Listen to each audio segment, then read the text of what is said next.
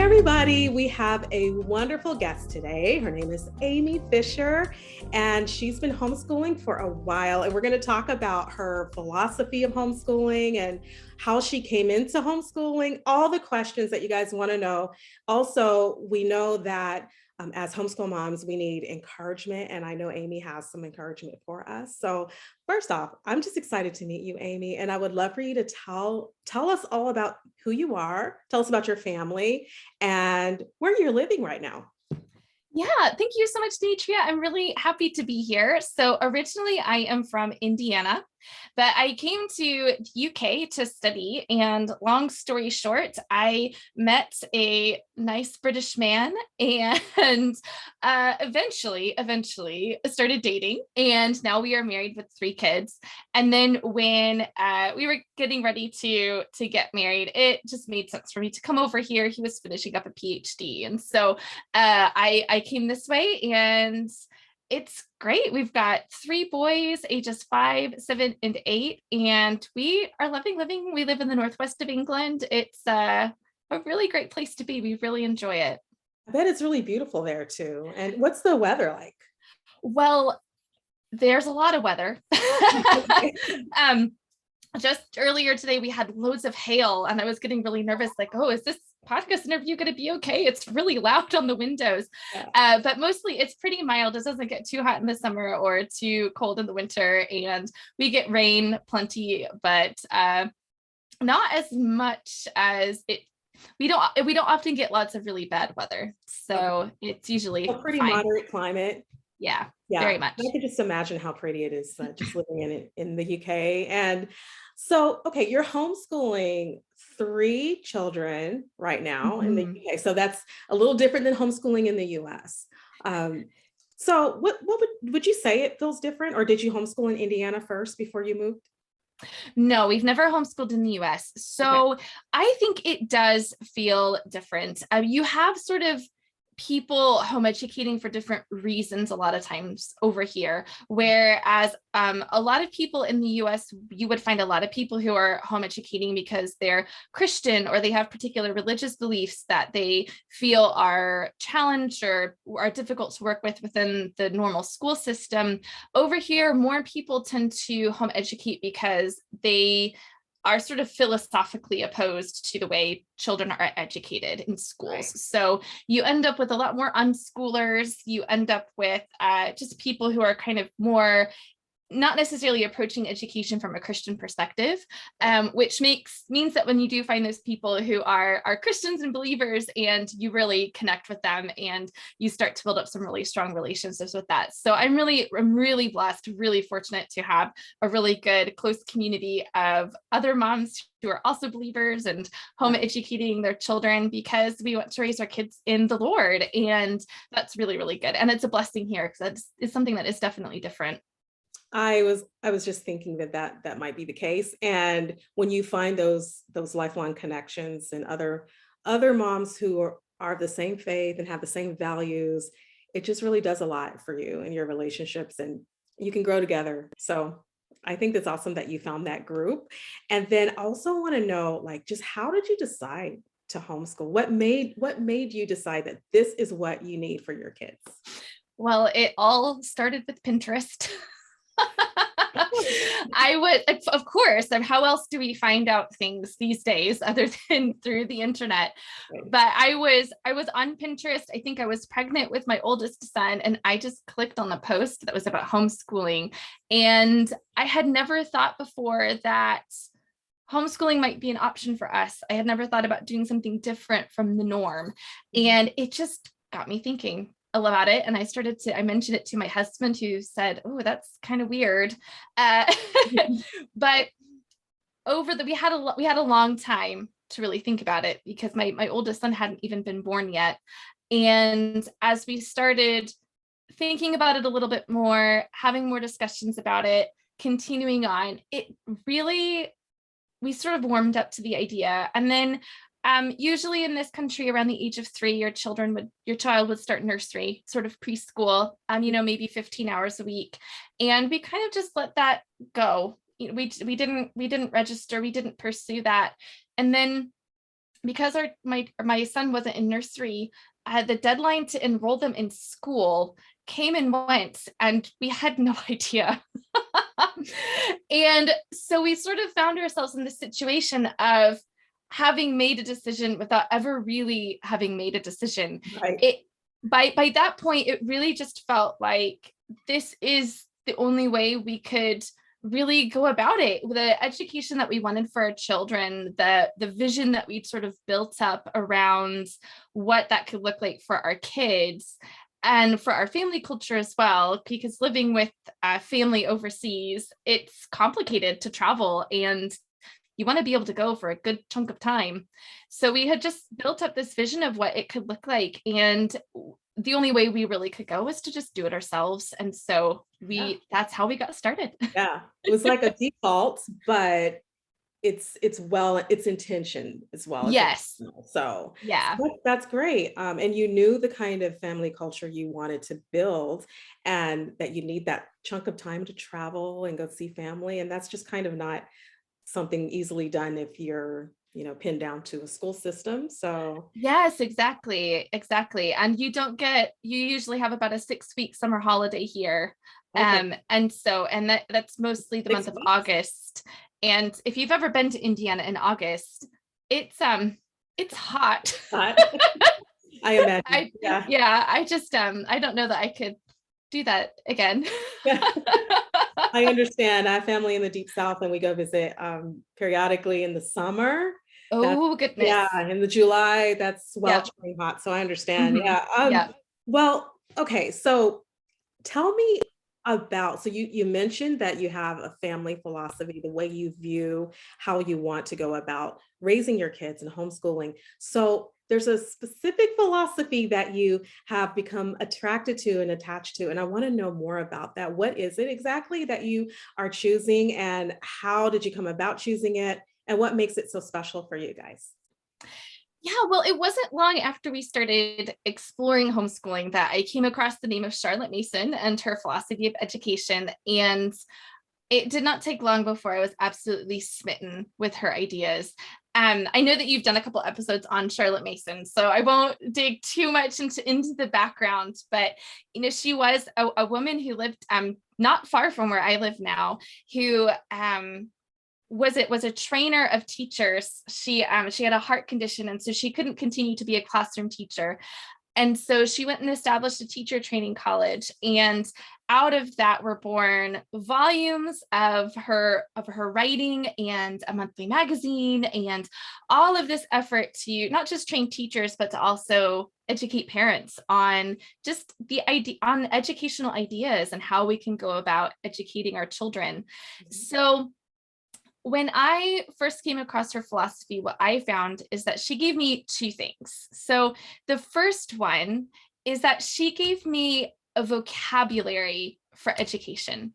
So Hmm. she gave me words that helped me articulate maybe what wasn't so great about my education, and to start to put together, like I said, that vision for what education can be. So her first principle, her first idea is that children are born persons. And that's another way of saying that our children are born learning. We see so much of, I think, normal schooling runs contrary to this idea. We think we have to tempt kids into learning or cajole them into learning or threaten them with punishments in order to get them to learn. But what Charlotte Mason points out accurately, I think, is that our kids just learn.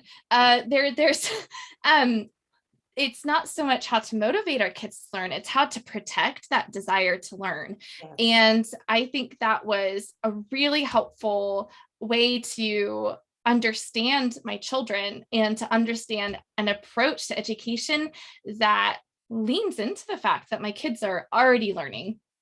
And so, yeah, so she tells us that education is an atmosphere, a discipline, and a life.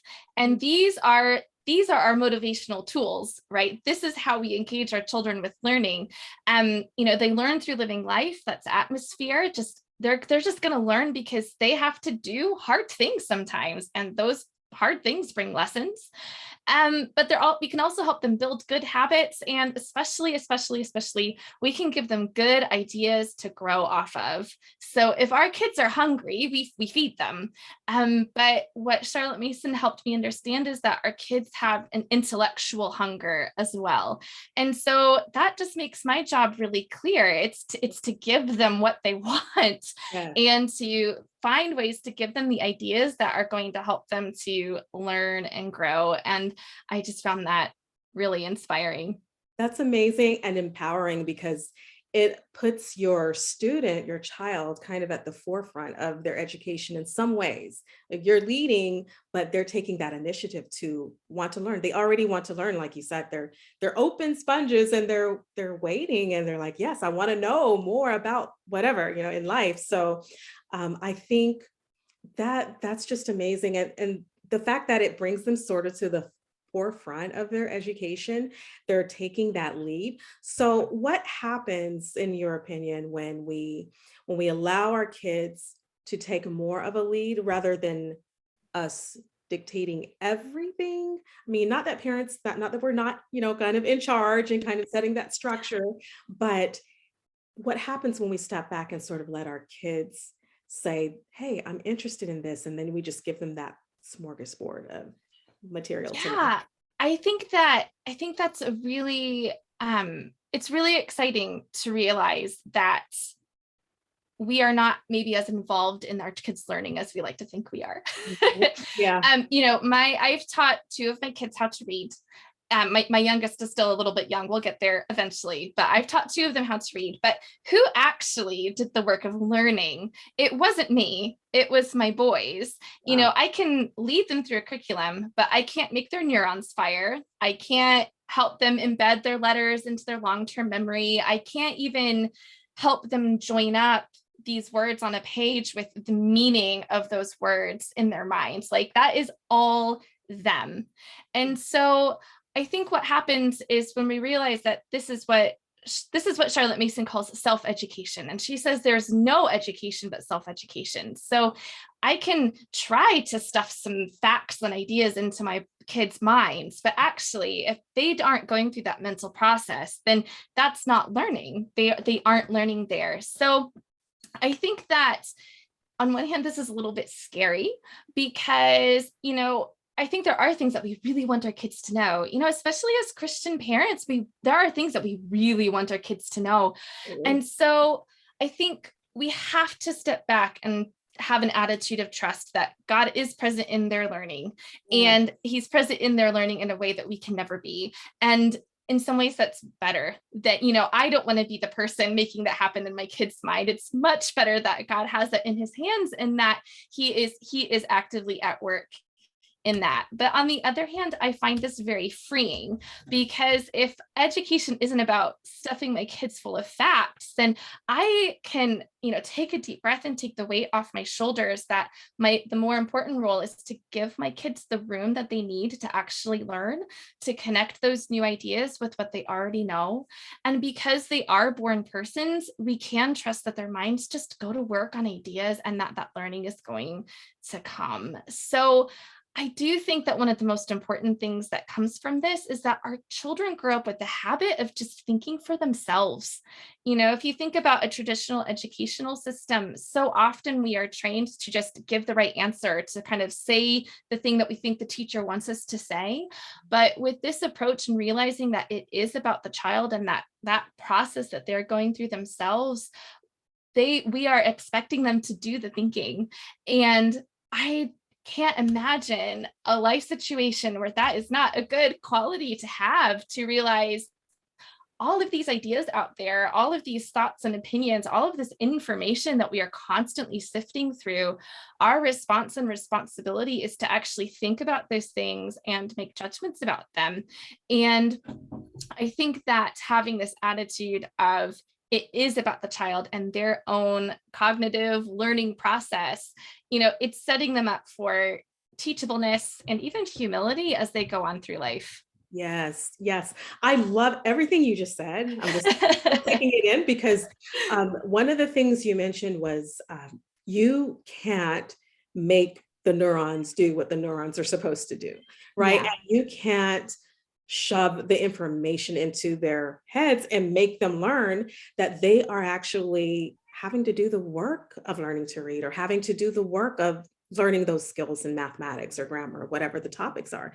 And we're Mhm. providing the content, we're providing the information, but they're the ones that has to consume it and figure it out in their heads and make it make sense, right? Mhm. And then learn it. And so a lot of that learning process, like you mentioned, the process of it, it's a process, and we're not Mhm. always part of every single aspect of the process. And that's where we give it to God, you know. And Mhm. you mentioned that he's the ultimate like overseer of our children and how they're able to process information, how, and this goes so in so many different directions. We could take this conversation into just like the pacing at which our kids learn, and the different ways our kids can learn, the, you know, the different sensory processing and all of the things, right? And so Yeah.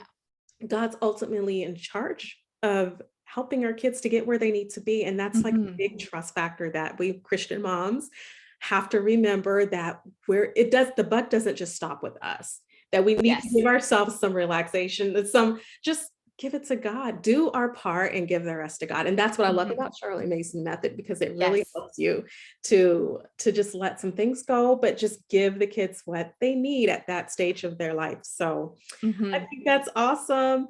Um, on that note, I know that you have some benefits of homeschooling, some things that you know have been beneficial to your family as a result of having chosen to homeschool your kids. So I want to ask you what those things are. What is the what are the great things about homeschooling for you and your family? Hands down, it is learning alongside my kids. I think when I first was introduced to Charlotte Mason's ideas, one of the first things that I realized is that my education is not over yet. I am a born person, just like my children. And so I also need ideas, and I can be learning and growing alongside them, and even modeling to them how you can be a lifelong learner yourself as an adult. So I think that has just been the most fun personally thing part for me. It's been a joy to work through British history. I knew almost nothing Oh, about British history. no, that's so much um, fun. but through homeschooling, we are slowly working our way through this, and it's fascinating. And we talk about sort of a family culture where we're able to go and visit our families and spend extended time with them, but we're also building up our own family culture in the way that we learn the hymns that we sing, or we learn to sing folk songs, or we study the same artists and read the same books. And there's a huge cast of characters that our whole family knows because we've read those books together, we've encountered those ideas together. And it just gives us this deep, deep well of common knowledge that we're all drawing from, and we're able to enjoy it together. And that is family culture, having that well to draw on. And so I think this collaborative communal aspect of learning, where everybody's learning their own individual things, but we're all also learning some of the same things, just makes for a really lively family culture and really life-giving as well. So I think that's just got to be it. That is the best benefit.